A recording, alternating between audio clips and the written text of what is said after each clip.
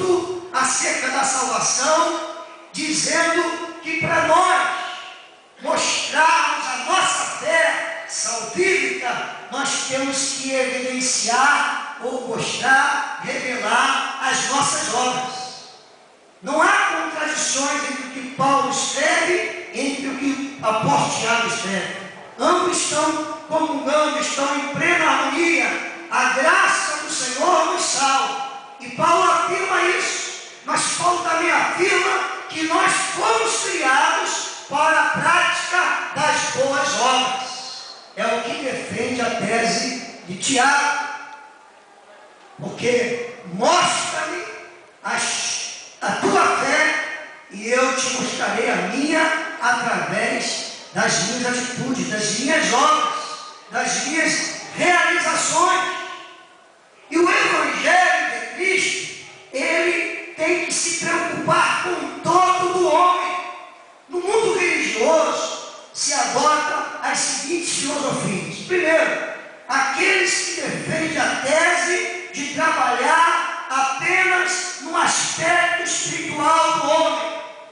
Vamos levar a palavra, vamos mostrar ao homem a mensagem do Reino de Deus, vamos falar da salvação que há em Cristo Jesus, vamos orar por eles, apenas no aspecto espiritual. Segundo, aqueles que se empenham para a realização das obras magníficas, significativas.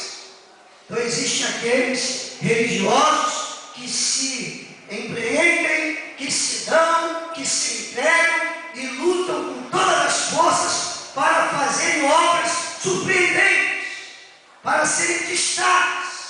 Então são pessoas encharcadas da palavra caridade e fazem atos de caridade, praticam a caridade com o meio de no dia final serem recompensados e com isso ganharem a salvação.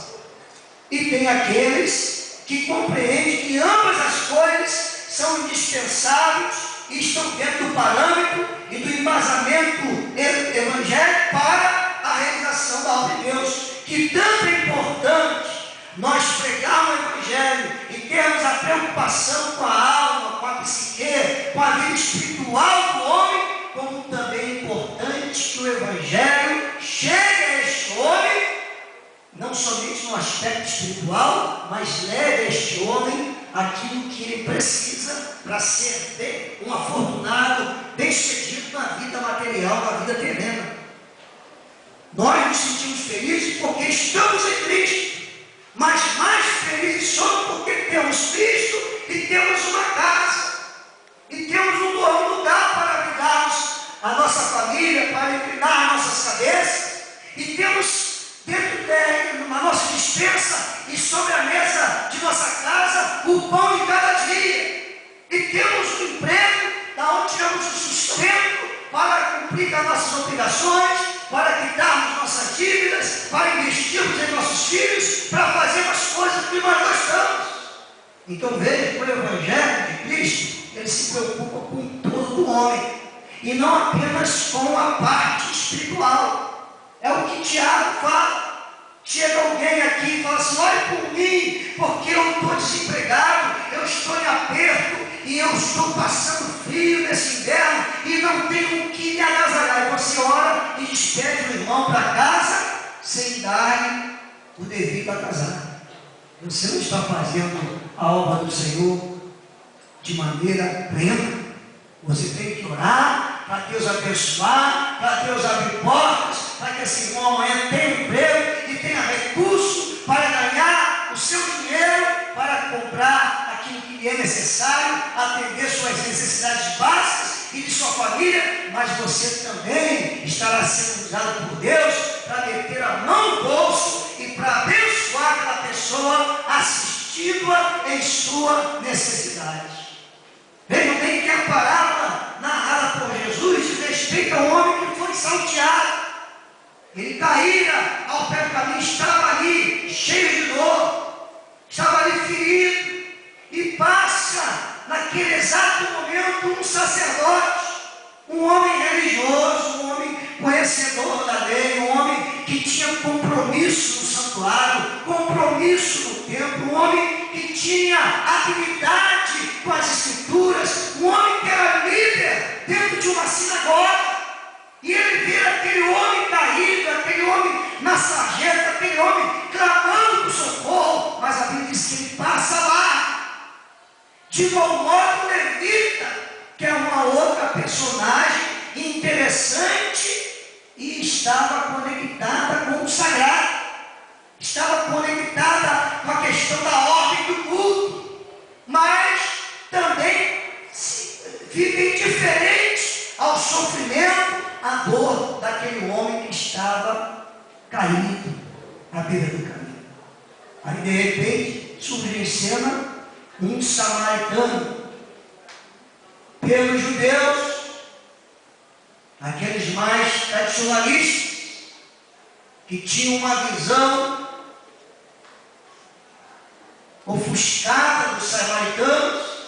Samaritano, para os judeus, eram pessoas desqualificadas, eram pessoas traidoras, eram pessoas sujas, eram aqueles que haviam negado a fé.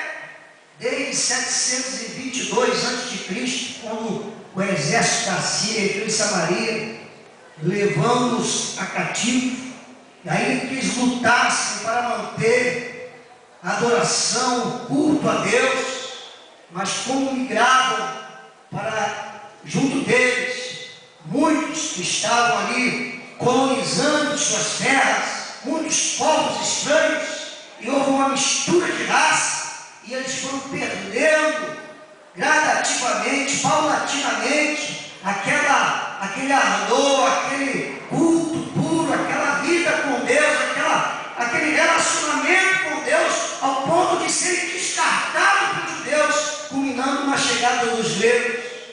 Então essa pessoa, o samaritano, é o que Jesus coloca na parábola para mexer com os sentimentos daquele doutor da lei.